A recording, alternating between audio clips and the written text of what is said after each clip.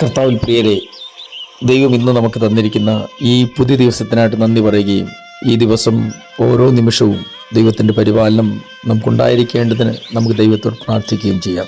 എത്ര കഠിന ഹൃദയന് പോലും സഹിക്കാൻ കഴിയാത്ത നിലയിലുള്ള ഹൃദയഭേദകമായ വാർത്തകളാണ് അനുദിനം നമ്മൾ കേട്ടുകൊണ്ടിരിക്കുന്നത്.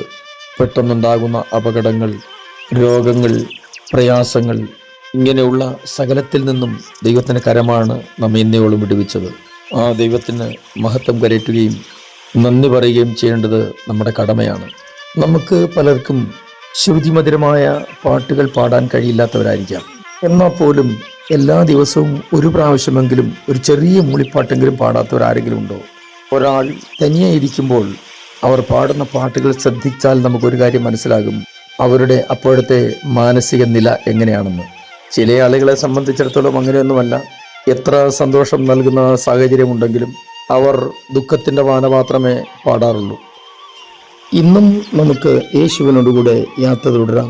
ചില നിമിഷങ്ങളിലെ തൊടുധ്യാനത്തിനായി 69 സങ്കീർത്തനം 1-2 വാക്യങ്ങൾ വായിക്കട്ടെ.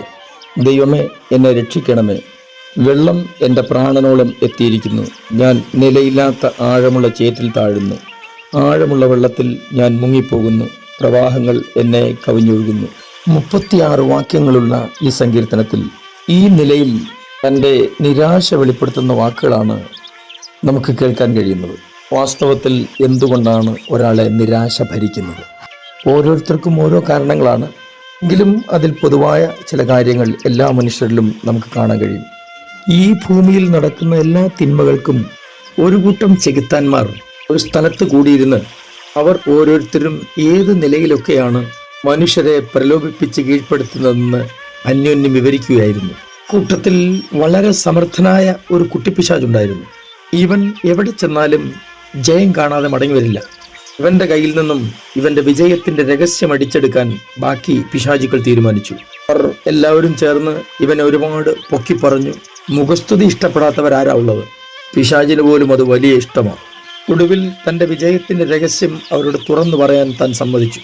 പണിപ്പുരയിലേക്ക് അവരെ കൂട്ടിക്കൊണ്ടുപോയി തൻ്റെ ഒരു ആയുധം അവരെ കാണിച്ചു കൊടുത്തു. അത് സ്വർണമായിരുന്നു.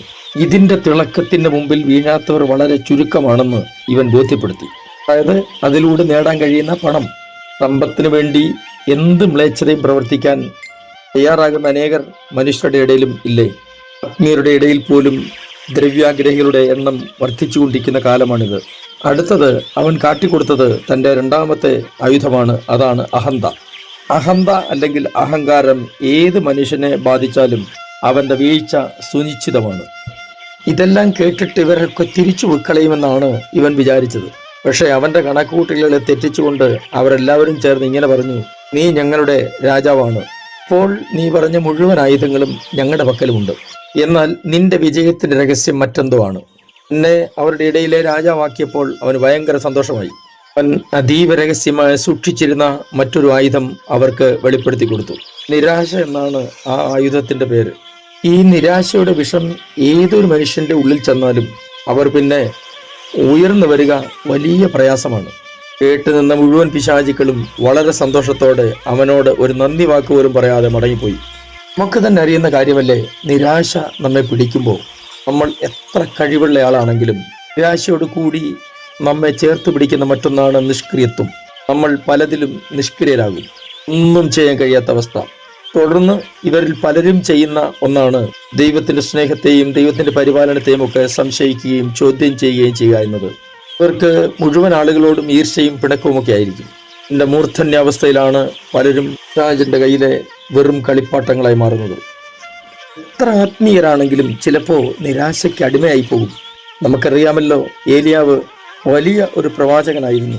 എന്നാൽ ചില പ്രത്യേക സാഹചര്യത്തിൽ തന്നെ നിരാശ പിടിച്ചതും അതിന് അടിപ്പെട്ടു പോയതും ഒടുവിൽ ഒരു ചൂരച്ചെടിയുടെ അടിയിൽ ഇപ്പോൾ മരിച്ചാൽ മതി യഹോവേ എന്ന് നിലവിളിച്ചുകൊണ്ട് കിടന്നതുമൊക്കെ നമ്മൾ വായിച്ചിട്ടില്ലേ? എന്നതുപോലെ എത്ര ആത്മീയരാണെങ്കിലും ചിലപ്പോൾ അവരെയും നിരാശ പിടികൂടാൻ സാധ്യതയുണ്ട്. അവിടെ നിന്നും രക്ഷപ്പെടാൻ ഒറ്റ വഴിയേ ഉള്ളൂ, ദൈവത്തിൽ ആശ്രയിക്കാൻ പരിശ്രമിക്കുക. ആദ്യമൊന്നും ഒരുപക്ഷെ നമ്മൾ വിചാരിച്ച നിലയിൽ ഒരു വിജയം കാണാൻ കഴിഞ്ഞില്ലെന്ന് വന്നേക്കാം. എന്നാലും പരിശ്രമം തുടർന്നുകൊണ്ടേയിരിക്കണം. തുടർമാനമായി പരിശ്രമിച്ചാൽ തീർച്ചയായിട്ടും ജയം കാണാതിരിക്കില്ല. വിശ്വപ്രസിദ്ധമായ മെസ്സയ എന്ന സംഗീത ശില്പം എങ്ങനെയാണ് ഉണ്ടായത് എന്നറിയാമോ? ഫ്രെഡറിക് ഹാൻഡലിൻ എന്നയാൾ അദ്ദേഹത്തിൻ്റെ ആരോഗ്യം നഷ്ടപ്പെട്ട്, ശരീരത്തിൻ്റെ ഒരു വശം പൂർണ്ണമായും ചലനശേഷി നഷ്ടപ്പെട്ട്, ആരോഗ്യം നഷ്ടപ്പെട്ടപ്പോൾ അതോടുകൂടി തൻ്റെ പണവും സമ്പാദ്യവും എല്ലാം നഷ്ടപ്പെട്ടു. താൻ വലിയൊരു കടക്കാരനായി. അവരെല്ലാം വന്ന് തന്നെ നിരന്തരം ഭീഷണിപ്പെടുത്താൻ തുടങ്ങി. ഇതിൻ്റെയൊക്കെ മധ്യത്തിലും താൻ നിരാശയ്ക്ക് അടിമപ്പെടാതെ തനിക്ക് കൈമുതലായുള്ള സംഗീതം മെച്ചപ്പെടുത്താൻ തീരുമാനിച്ചു. ദൈവത്തിലുള്ള തൻ്റെ ആശ്രയവും വർദ്ധിപ്പിച്ചു. സ്വന്തം പരിമിതികളും ബലഹീനതകളുമൊക്കെ ക്രിയാത്മകമായ കാര്യങ്ങൾക്ക് വേണ്ടി അദ്ദേഹം തിരിച്ചുവിട്ടു. ദൈവത്തിലുള്ള വിശ്വാസം ദൃഢമായി ചേർത്ത് പിടിക്കുന്നവർക്ക് ഏത് നിരാശയുടെ നീരാളിപ്പിടുത്തത്തിൽ നിന്നും വിടുതൽ ലഭിക്കും. വിശ്വാസത്തിൻ്റെ പിൻബലമുണ്ടെങ്കിൽ ഏത് പ്രതിസന്ധിയിൽ നിന്നും നമുക്ക് കരകയറാൻ കഴിയും. നിരാശ എന്ന തിന്മയെ നമ്മുടെ ജീവിതത്തിൽ നിന്ന് ആട്ടിപ്പായിക്കുക, ദൈവത്തിലുള്ള ആശ്രയം വർദ്ധിപ്പിക്കുക, വിശ്വാസത്തിൽ പിന്നെയും തുടരുക.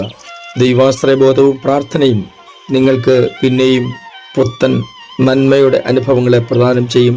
ഞാൻ നിങ്ങൾ കൊണ്ട് പ്രാർത്ഥിക്കുന്നു. സ്വർഗീയ പിതാവേ, എല്ലാ പ്രിയപ്പെട്ടക്കാർക്കും സ്തോത്രം. ജീവിതത്തിൻ്റെ ഏത് പ്രതിസന്ധി ഘട്ടങ്ങളിലും നിരാശയിൽ അടിമപ്പെടാതെ അങ്ങയിൽ ആശ്രയിച്ച് മുന്നേറുവാൻ ഞങ്ങളെ സഹായിക്കണമേ. യേശു ക്രിസ്തുവിൻ്റെ പുണ്യനാമത്തിൽ തന്നെ ആമേൻ.